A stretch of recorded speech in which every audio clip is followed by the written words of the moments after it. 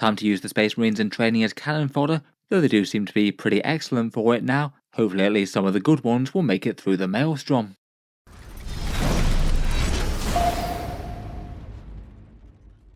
Hello and welcome back to Auspex Tactics, where today we're talking Space Marines once more, and in this video I thought we'd go over the shiny new revamped Scout Squad, with its slightly altered datasheet and now much lower points cost by a lot. Let's talk briefly about the models, then go over the datasheet in full, any obvious buffs and synergies, and perhaps their intended role within the Codex, and how I think about using them in-game. Space Marine Scouts are the carapace armoured Space Marines in training. They've long had their traditional role in the 10th Company of the chapter, serving recon and reconnaissance type duties under the guidance and leadership of a grizzled veteran sergeant, before earning their right to power armour only once they're tested and serving the chapter on the main battle line. Previously there used to be two Space Marine Scout kits, the standard one and the sniper one. Games Workshop have replaced both of these just with the single kit, more akin to the more standard Scouts out of the two. Though currently at time of recording we're still waiting for Games Workshop to release them individually, it's possible they might be in a Kill Team box set, we don't know yet. I think the new kit is a fairly fitting update for them, definitely keeping with the spirit of the old one and the same iconic war gear that they have. Maybe a little bit better scaled and proportioned though. War gear wise, they have the options for the bolter shotgun and the combat blades, missile launcher and heavy bolter, and a single sniper rifle option in the squad, though it seems that full sniper scout squads have gone away. That's the remit of the eliminators. Getting onto the rules, and in the latest Codex Space Marines, the Scout Squad datasheet has just had its points revealed to be 55 points per 5 of them. You can field them in squad sizes of 5 to 10, and 11 points for a Space Marine body of any type is kind of impressive, particularly as these guys get 2 wounds now where they always used to have 1. In their previous incarnation in the Index, they were kind of rarely taken at 65 points, and I feel like they've been flipped from being kind of niche to really quite good at that points cost. One of the single cheapest units that Space Marines can field now, so it will be likely for them to be serving in their role on the peripheries of the army doing grunt work. For their base stats, they move 6 inches, are toughness 4, 2 wounds, a 4+ save, leadership 6 and objective control 1. Not really too far from a standard Space Marine profile. You lose a pip of save, which will definitely hurt a bit against lower AP weapons, and they won't be quite as sturdy holding down objectives as things like intercessors with their OC2. Keywords wise, they have smoke and grenades that allows you to use 2 of the generic stratagems from the 40k rulebook, though they aren't battle line. Still seems that Games Workshop's upholding them being a little bit more peripheral and not going to be the main things that hold down objectives in every Space Marine army. For their core rulebook special rules, they have both infiltrators and scouts. Both of those make sense, though it is kind of interesting to see them both on the same unit. Does mean that they combine really quite nicely in my opinion. Infiltrators means that you can forward deploy, really nice for securing frontline objectives, and we'll talk about all the other things that you can do with that in a bit. But being able to scout on top of that also means that you can move a bit in relation to whether or not you've got first turn or second turn. If you're going first, you could potentially move up to deal some first turn damage before you get struck yourself. If you're going second, then they could backpedal a bit, or make sure they're as safely tucked behind terrain as they possibly can be to try and minimise casualties. The scout move does have to end its move outside of 9 inches of enemies, but given that you can do that and then also move on your first turn as well, you're basically almost guaranteed a charge if you set up fairly far forward.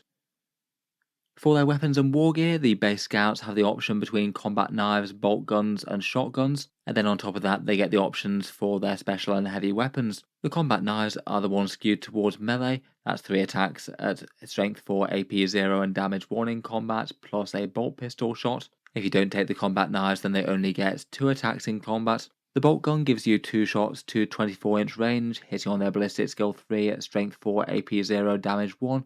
And the shotgun's an interesting halfway. It gives you 2 shots to 18 inches but gives you the assault keyword. So basically kind of similar to the bolt gun but not quite as long range, but being able to advance and shoot it is an advantage, as it means that you can get a bit more movement and not be able to compromise fire. Out of the 3, I'm probably the most enthused by the bolt gun overall. Between the range and the melee profiles, you're still adding up to the same number of strength 4 attacks as the combat knife one, but at least the bolt gun's got the option to do a few more of them at a much longer range. Getting the assault keyword is nice, though I feel like a lot of the time you might still want to take the sniper rifle and the heavy weapon anyway, and if you advance then they're not going to be able to shoot, though it still might be the right call. Finally, the sergeant gets the option to take a chainsword where he gets 4 attacks rather than the standard 3, and he gets to make them at AP-1 as well. Probably I feel like that is worth it, though it means that he can't take either a bolt gun or a shotgun. That does make the squad just a little bit more punchy in close combat against lighter infantry, though I still don't think it's a particularly bad choice just to focus on range if that's what you're going for. On top of that, 2 out of the squad get to swap out their regular weapons for some sort of upgrade. One of them gets a single free sniper per 5 models, a single shot hitting on a 3+ with precision, strength 4, AP2 and damage 2, and hits on a 2+ if you're static due to heavy. I'd say compared with their stock loadouts, it's usually going to be worth the upgrade. That bit of AP means that it punches up a bit more against Space Marines and the like. I feel like the gains that it gives you aren't enormous though. Finally, 1 per 5 of the scouts can take a missile launcher or heavy bolter. They both hit on a 4+ here with the heavy keyword. I'd probably be more tempted by the missile launcher, again just to try and make them a little bit more threatening against harder targets, though the heavy bolter is fine and will outperform against marine targets. Finally, the unit's special rule is called Guerrilla Tactics. This one's a return to strategic reserves type rule that happens at the end of the enemy turn, and you can only use it if you're not within 6 inches of enemy models. I think these rules are really quite interesting when they do pop up. It means that you could basically take them off the board and then move them round to threaten the enemy backfield or do secondary objectives if it made sense. Though I feel like for scouts it's often not really going to be their primary purpose. I feel like a lot of their value is in the positioning that they can set up in early in the game. I think that quite a lot of the time you're probably not going to want to move them off the forward screening positions that they've had. That's quite a lot of the point of taking them right there. But I guess it could be quite a nice to have if you're a bit later in the game and a bunch of your armies moved up to hold those objectives. You could use this to try and run around the back of the opponent and either do secondary objectives or threaten their home field point. Overall, between Infiltrate, Scout and that Redeploy, they can definitely get where they need to be. And for their raw stats, I feel like they're a little bit mixed bag on what they actually want to try and achieve as a unit. A bit weedy on damage output, but really not too bad on defense. If you had a 55.5 man unit moving, shooting and charging, with bolters, with the sergeant with a chainsword, a sniper rifle and a missile launcher, you'd kill around about 7 termagants, around about 3 wounds to Space Marines, but only about 1 or 2 wounds to Terminators. Basically, for the cost, they have genuinely really quite good damage against hordes and anything with poor armor saves. They're really quite weak against tougher stuff with good ones. Could be okay to alpha strike some fairly high value lighter infantry though. On the toughness side of things, I feel like 2 wounds at toughness 4 and a 4+ save really isn't too bad at all for 11 points. Kind of a unit that just about all firepower is going to be at least okay against, whether it's anti-tank or the lightest small arms, but you do get quite a lot of wounds on the table for the cost, and the toughness and save aren't awful. I'd say the biggest reason that you want to take a scout squad though is for the forward deploy, so infiltrating into the midfield. And I feel like for things in 40k that you'd ideally like your army to have some sort of capability to do, then having some sort of forward deploy unit is pretty handy. Perhaps slightly diminishing returns as you get more and more of them, but certainly 1 or 2 of them can be really quite big.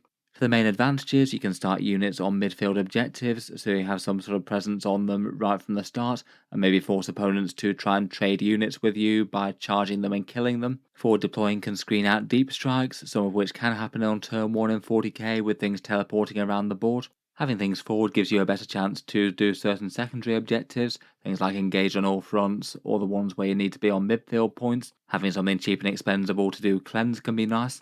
Some armies might really not enjoy a massive move block turn 1. With a couple of units of scouts, you might be able to string out a big line of marines across most of the enemy's deployment zone. If you stopped a bunch of knight armigers or monstrous creatures from getting anywhere near the midfield until turn 2 at the very earliest, that could be kind of game changing. Perhaps particularly nice if the enemy force is a little bit slow.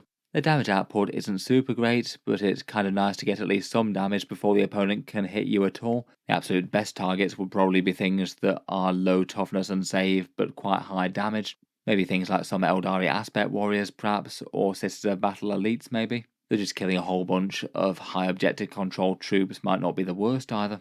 Finally, they can also be used to screen out enemy infiltrators and scouts if that's relevant. If your opponent's got some scary units that we're going to want to try and scout forward into the centre of the board, you could put these down as a counter to protect your own army against those, and that might be a good incentive to drop these guys early as opposed to late. Overall, loads of advantages to having at least some units that can forward deploy, even if they're not necessarily amazing damage dealers. Though as ever in Codex Space Marines, there are some good competitors. Infiltrators have the advantage of a big deep strike denial bubble, which makes for a very safe objective. Eliminators are pretty cheap as well, and they've got some nice damage output with their las fusils or snipers, plus can move, shoot, move with the instigator carbine. And the combi weapon lieutenant is perhaps more relevant than ever now his damage boost can really hit a whole load of enemies on one objective quite hard. Lone operative forward deploy things are quite nice as well, as they're kind of annoying to deal with. Despite the good competition though, I feel like scouts definitely have a niche and some big advantages. Being the cheapest of any of these options is really quite a good one. Having the scout keyword means that they can be a bit more flexible and react to who's got first turn. It basically means that they can have the flexibility to either go aggressive or defensive and get some perfect knowledge there. And I'd argue that out of these as well, they are perhaps the toughest per point as well. They might not have power armor, but you get a lot more wounds for how much you spend on them. All really quite good advantages for screening units, particularly taking damage while holding down objectives, and also just being cheap and expendable, so if your opponent does move up to smash them with something big, at least you've only lost a cheap unit. Otherwise, for support for the squad, Oath of Moment could help out with damage output, though they're probably very low down the priority for this. They do have access to some generic stratagems. Smoke could be okay for cover and stealth if it's going to make the difference between them living or dying on an objective, a little bit situational though. The grenade stratagem could actually be kind of fun as part of an alpha strike if it's going to make the difference between them not doing meaningful damage and doing meaningful damage to something that the rest of your army can't get its hands on. An Armor of Contempt could be another defensive stratagem if you happen to be in combat maybe. In general though, it's usually going to be better to save these sort of CP things for bigger scarier units in the army. For character synergy, these scouts don't really have much these days. The captain in Phobos armor's perhaps one of the only characters that's really all that relevant. 80 points for a captain with a sniper rifle and no major melee damage. He could potentially lead the scout squad if it made sense, though in reality I feel like that's kind of niche given that they're probably not the best units to target with stratagems anyway. But the main thing that he adds is being able to redeploy the units if it makes sense. Again, could help the scouts either go full on aggressive or pull back to somewhere a bit more safe or strategic reserve. I feel like this guy genuinely isn't too bad if you're going very heavy on the Phobos or scouts. Still maybe a bit questionable on 80 points though, unless you really want to make full infiltrated type Space Marines work well. I feel like you probably get enough value out of them just for the 55 points that you spend on them with their scout rule, as opposed to really needing this all that badly.